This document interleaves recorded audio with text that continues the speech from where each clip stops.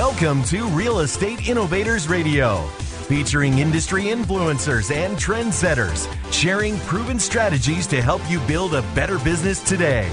And here is your host, Keith Doherty. Hello and welcome to this episode of our show. This is your host, Keith Doherty. Today our special guest is real estate broker Carolyn Moriarty, founder of Carolyn Moriarty and Company based out of Altamonte Springs, Florida. Amongst her many accomplishments in real estate, she quickly rose to the top and in only 7 years was awarded the most prestigious RE/MAX Lifetime Achievement Award. Not only that, she has sold over $100 million plus in volume, was voted Best Client Satisfaction from 2008 to 2015. She was featured in Orlando Homebuyer Magazine as well, and Top Agent Magazine. And she was also Woman of the Year for the National Association of Professional Women. Wow, Carolyn, now that I can breathe, welcome to the show. Well, thank you. Thank you, Keith. Thank you for having me on here. Absolutely. We're really honored to have you here today. And I guess if we could start, what led you into real estate? Was it something that you knew you always wanted to do, or did you kind of just fall into it? Actually, I was in a sink or swim situation. I was a single mother. I had to raise my 2 children alone. And I had to find something that I knew that would be rewarding and pay off for the hours of time that I work versus working for someone, an 8-to-5 job. So I thought that real estate would be the best way to go because I had worked previously for an investment firm wherein they took over mortgages subject to, this was back in the day, and then the people that owned the house would actually give the house over to the investor. They would keep up the mortgage payments. They would rent out the house or flip it and sell it, and then the customer that they bought the home from would be free and clear from their liabilities and obligations. So I had a lot of research on the bank-owned or the foreclosure side of it. So when I left that company, I was only making like $60,000 a year, which was not enough to support my 2 children. I decided to go into real estate. But being a single mother, when I was married back in 1999 was when I got my real estate license, but I never utilized the license until about 9 years ago after I left the investment firm. And I got into it full force, long hours. I had a can-do attitude, very aggressive, worked night and day. I got it so it was flexible. I could take my children to functions and events that they needed to go to, but then work the business at night, late at night when they were sleeping, and have a versatile schedule to where I could be there for them, but then make a decent living. Well, that's quite the transition you made there, and sometimes it's interesting how life pushes us into certain situations where we may not have picked that if we actually could have made the choice, but versus life said, okay, well, guess what? You're going down this path right now, and I really like that the way you embrace things. That you're like, hey, I got to make this happen. I have my kids, I got to support them, and I'm going to dive in and give 100% on this. And I do give 100%, Keith. I give 100%. I have to have meaning and purpose, and I have to be very, very, very transparent and honest. And I'm a black and white kind of person. If it works, it works. If it doesn't, it doesn't. But my motto is, if option A doesn't work, go to option B. If option B doesn't work, find option C. Absolutely. That's great. That kind of leads us into the next area here, but what kind of personal attributes or traits or qualities do you think have most contributed to your success, and how did you develop these? I think it was when I was raised without a mother, and my father raised me, and he had great work ethics. So I was never scared of hard work and long hours. And believe me, in this business, it takes dedication, long hours, but more importantly, honesty and transparency. So that kind of leads us to the next point here of, can you give a specific example of kind of how the trades have played a role in your path towards success? Absolutely. I started out with RE/MAX in 2008. I think it was like June of 2008, and that was with RE/MAX Select. I did everything I could there until I transitioned over to RE/MAX Assured. I was always the top agent. The first 6 months, I reached the 100% club that I was in real estate, which is $100,000 gross commission. And then every year thereafter, I did the chairman, or the chairman club, which was 250 gross commission. And then I switched over to another RE/MAX office, which was RE/MAX Assured. And from my 7 years of being with RE/MAX, I was always number one. I was at the office. I was always number one. I was running and gunning, and just putting in the time to get the most that I could, because I wanted to be the best that I could be in the industry. But after I had achieved everything in only 7 years with RE/MAX, which was the Lifetime Achievement Award, and to break that down for you, was 3 million gross commission sales in only 7 years, and it takes most people substantial amount of time to achieve that. I branched out on my own. I wanted to have the opportunity to build a brokerage based on morals, ethics, but more importantly, teach new people that wanted to get into the business or that were in the same situation or the same dynamics that I had been faced with, that I could give them one-on-one, hands-on training and allow them to know the most important thing, that your word is your bond. And your word means more than any green dollar bill. So now that I have agents in my brokerage, I'm physically holding their hands and taking them to listing appointments, handling them on sales calls, doing mock calls with them. I'll get on the phone with them. They'll be on the other line. I'll handle the transaction for them because I understand it from start to finish. So that's where I'm achieving my joy now, is that I'm reaching out and giving someone that's in the same situation that I was in the opportunity, but allowing them hands-on experience. Yeah, that's great. I love how you said you're running and gunning, and I think it really speaks true to based upon your history of you just, you dive into something, like you said, that work ethic, and you just take advantage of it, and you ride it all the way out, and then you say, okay, how can I do more?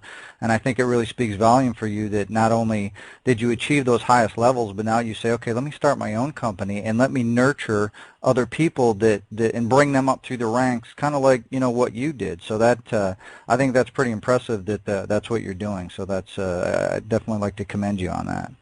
Well, thank you. And, I find that the agents that I have 8 agents as we speak in my brokerage, and they I have agents call me at 2 o'clock in the morning. Hey, I just submitted a contract. Can you look over it, make sure I did it? I get up at 2 o'clock in the morning. I look over the contract, and I go, you need to change this, this, this, this. You always have to protect your customer. So they make the changes. I go back to bed, wake up the next morning, and do it again. Wow, that's really a lot of commitment to the success of your agency as well as your agents. So obviously, you've had a lot of success based upon what we've seen here over your time. Usually, with success comes some pitfalls. So what were some major adversities, maybe some trials that you had to overcome to achieve these goals for yourself? Long hours. Making sure that you have a good accountant, making sure that if you're producing and making a lot of money, to make sure that you meet with your accountant to make sure your corporation is set up correctly, whether it be an S corporation or a C corporation. Make sure that you have an attorney on standby in case you have any legal issues that you need to ask them for legal advice. my reputation is flawless. Have I been threatened to be sued? Yes, on 2 or 3 occasions. But I have a flawless reputation, and my word is my bond. And it means more to me than any green dollar bill. But I have to do it with purpose and meaning. Just like the company name, I created it. The business cards are hearts. They're actual physical 2-fold hearts. The C of my name, Carolyn, the M of my name, Moriarty, put together makes a heart, the heart of the home. And that's what I want to convey to people, that we are the heart of your home. We want to make sure that every decision that's made in each and every transaction comes from the heart, and it's very transparent and honest. Absolutely. I think that speaks volumes. So, during this time, of building the success that you have, what kind of, roadblocks have kind of come your way? What kind of, adversities have kind of rose up and maybe put a big stop sign on where you were going? And how did you kind of, get past those to continue moving forward? I think in every business there are roadblocks. I guess, especially when you're starting your own brokerage, it's really exciting, and then it's really scary on the other end. But you just have to have endurance. Your attitude you have to wake up in the morning, and it's going to be a great day. It's your positive energy. There's a lot of negativity and a lot of unethical practices in the industry, but you have to rise above that. And if you're experienced enough, you want to see through that. And if the way that I work, if I don't get the answers, or I feel that the transaction is not transparent, or it feels like something's being not disclosed, I dig deeper until I have a comfort level, both for me as the broker and for either the seller or the buyer. So there's a lot of shady stuff in the real estate industry. There's a lot of unethical practices, and if you're a newbie, we take the oath, being a realtor, to disclose all known facts that materially affect the value of the property, to account for all funds, to be honest in everything you say and do. And when I took that oath, I take it to heart. And I think dishonesty and hiding information or not disclosing information probably would be a huge roadblock for me. And when you come across these obstacles or adversities, and as you've built your business, what was your driving force to move through them? Why wouldn't you just give up on things? Why would you just keep moving forward? What drives you? I want to make sure that I get the best deal and do the best thing for the customer. So I am assuming that it's just my work ethics and the way that I was raised, and I want to just make sure that the customer is protected, whether it be a buyer or seller, and I will disclose. You know what? I don't know that this is correct. I think we need to do some further research. I think we need to go to the county. We need to go to the city. There's just something that's not setting right here with me. And then it's up to the customer at that time, once the information is presented, whether they want to proceed, whether they want to withdraw. I give them my professional opinion and what I feel, and then ultimately it's up to the customer. But at least I know I've done the right thing by digging deeper and gathering additional information so that they can make an informed, intelligent decision that they're comfortable with. Yeah, absolutely. So kind of moving forward, maybe looking into the future a little bit, what is your vision for your business, say, over the next 5 years? Where do you see the company going and growing to? Well, I hope to be one of the largest brokerages in Central Florida. But I want to build a brokerage where agents want to stay. They don't want to leave. They don't want to get my knowledge and then go with some other brokerage. I look at myself. I might even have another location. I just purchased my commercial building in November, and I have 8 agents. I left RE/MAX in May of last year. So I don't know. I don't know what the future holds. It's in God's hands. I just know I'm going to continue doing what I do, and I'm going to surround my people or surround myself with people of like mind that have the same morals and ethics, and that they're honest and transparent, and they disclose and research any and every part of the transaction that's needed for the customer, for the benefit of the customer. And then as long as I surround myself with people like myself, I don't know. Who knows? Yeah, I think it's pretty powerful what you say that, you're, to make the statement and we'll leave it in God's hands I think is pretty important. But on top of that, I think what speaks volume is you're not really worried, what the future holds, it sounds like to me. It sounds like that, as long as you continue to move in the right direction, you continue to serve others and support them and give them the best that you can, and you surround yourself with people, like you said, that are like you and have these same ethics and values, that the rest kind of takes care of itself. I mean, that's kind of how it seems like, and from speaking to you. Exactly right. And I do a background check on all my new agents. If they've got a tarnished background, they're not from my brokerage. I want someone that they can, because they're going to be seeing homes, anywhere from $20,000 to millions of dollars. I want, the last thing I want is for an agent that has had a grand theft on their background check to go into a home that's representing my brokerage. So I have to do the proper due diligence, and I am doing the proper due diligence on each and every agent that comes on board with me. But in exchange for that, I'm holding their hand and taking them to the finish line. Absolutely. So what do you feel is the best way that you market yourself and your new company for continued growth? I do, my philosophy is once a customer, I have that customer for life. I don't want to sell an individual a house or list their house and lose them as a customer. So my philosophy is I do the very absolute best job that I can for the customer, and then if they go buy a new house, so that they refer me out.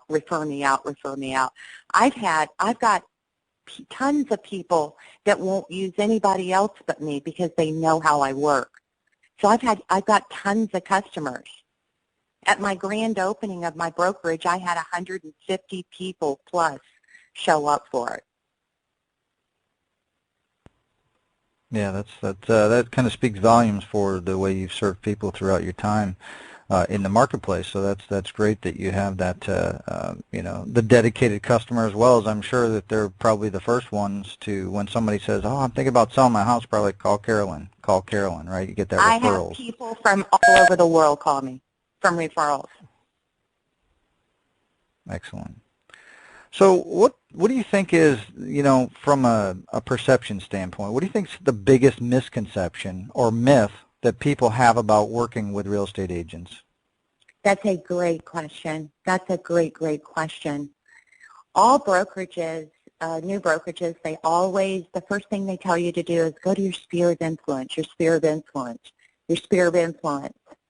Yeah, you go to your sphere of influence, but if you don't have someone, and I know when I got started with RE/MAX, no one gave me the individualized training that I'm providing to my agents. I have people in different areas of the industry, title companies, mortgage companies. They come into my brokerages to train my agents. No one ever took my hand and gave me the individualized training that I'm providing to my agents, because I want them to know the right, the wrong way to do things. And again, I know I always focus on honesty and transparency. If you're out for a quick dollar bill and you think real estate, you're going to get rich quick, you're in the wrong industry. You're doing it for the wrong reason. I get the most joy of when I see a person, when they've tried so hard, they want a house. I get them qualified with a mortgage broker. We find them a house, and that is the biggest rewarding experience when I can get them into a home that they thought they could never own. Yeah, I can imagine that would be, to really serve that customer and to help them achieve that goal, that home ownership. I can see that could be very rewarding on your side, and I definitely agree from a kind of the public's perception. It seems like that real estate has an easy barrier of entry. I mean, you do have to do some training and actually pass the test, but it seems like if you look at the actual successful agents, it seems like it's almost a 90-10 type thing, where there might be 10% of actual agents that sustain their livelihood and actually produce, versus people just jumping on board thinking, like you said, it's a get rich quick, I'm going to get my license, I'm going to become a millionaire instantly because I'm an agent now. I am a walking testimony. It's dedication. It's a lot of hard work. It's long hours. You get out of it what you put into it. And I'm constantly trying to keep up with the technology, to be on the next thing in marketing, whatever it takes. I'm constantly, you got to keep, because everything's constantly changing. Everything's constantly changing in the mortgage industry. You want to be as knowledgeable in title, mortgage, and real estate as you possibly can, so that if they ask you, how much are my closing costs going to be? How much am I going to have to come to the table with? You know how to tell them. And there's formulas for that. Yeah, absolutely. Here's a situation I'd like to pose to you is, let's say you get a call from a family member in another state, and they want to sell their home. Obviously, you're not an agent in that state. What advice would you give them about selecting the ideal agent that could best serve their needs? Kind of how you take care of your customers. How would you counsel them on what to look for, what questions to ask? What would you tell them so they could, potentially get the best agent? What I do, and I've had that situation on numerous occasions, what I do is I do a research in that particular state of the best top producing agent. I interview the agent myself. I advise them of my customer's particular situation, their home, and then I fill out a referral fee so that I get a 25% referral fee on when they sell that home. But in exchange for that, I want them to keep me in the loop of the transaction, of the showings. It's like I don't work in that state, but I have my hand on the pulse, and I'm guiding my customer accordingly. Absolutely. And so you basically handle the process for them. Let's say it might be outside that scope a little bit. Let's say, if somebody's trying to find that ideal agent, what are some questions, I guess, people should ask of an agent if they're trying to hire an agent? If they're looking for an agent, what are the kind of things that people should look for? Like you mentioned, you search for the top agents. What could the normal person do if they didn't have someone like you at their disposal? Well, they want to look at their track record, and that how many sales have they had in the years that they've been in the industry. Real estate changes each and every day. I mean, there's laws constantly changing. But what you want to look for are statistics. You want to look for reviews. You want to search them.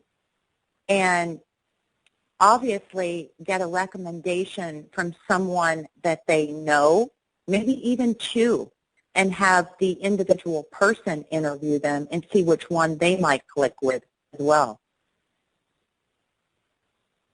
Excellent, great advice. So, Carolyn, if somebody wants to learn more about you, or if they're in the Central Florida region, where can they find out more information about you? Where's the best place to go? They can go on my website, which is Orlando Central Florida Homes, and at CarolynMoriarty.com. They can reach me at my business line, which is 407-252-5457. And my email is Carolyn@CarolynMoriarty.com. And that's another way that I'm branding myself, is all my agents, it's their first name, like John, Joe, Peter, at CarolynMoriarty.com. So it's branding, branding, branding, branding, branding. Excellent. Well, Carolyn, I know you're really busy. You started your new brokerage and you're really growing things, and it really speaks volumes for what you do for your customers as well as your agents, to really groom them and kind of build the next generation of quality, ethical agents that are out there. I want to thank you personally for taking time out of your busy schedule to come and speak to our listeners here today. I think they got extreme value out of what it really takes in the real estate industry to be successful, not only as an agent, but to start building a brokerage. So thank you for spending time with us here today. You're very welcome. Thanks for having me. All right, everybody, if you're interested in learning more about Carolyn, you can go ahead and head over to her website. Actually, below this interview on Business Innovators Magazine, you're going to actually see a link to everywhere that Carolyn said, so you don't have to worry about writing those down. You just be able to click it and go over to her site. So if you're definitely interested in dealing with one of the top agents in the Central Florida area, go ahead and check Carolyn out. So everybody, thank you again for listening to this show. We'll talk to you guys all soon. Have a great day. Thanks for listening to Real Estate Innovators Radio. To hear all episodes featuring leading real estate industry influencers and trendsetters, visit us online at realestateinnovatorsradio.com today.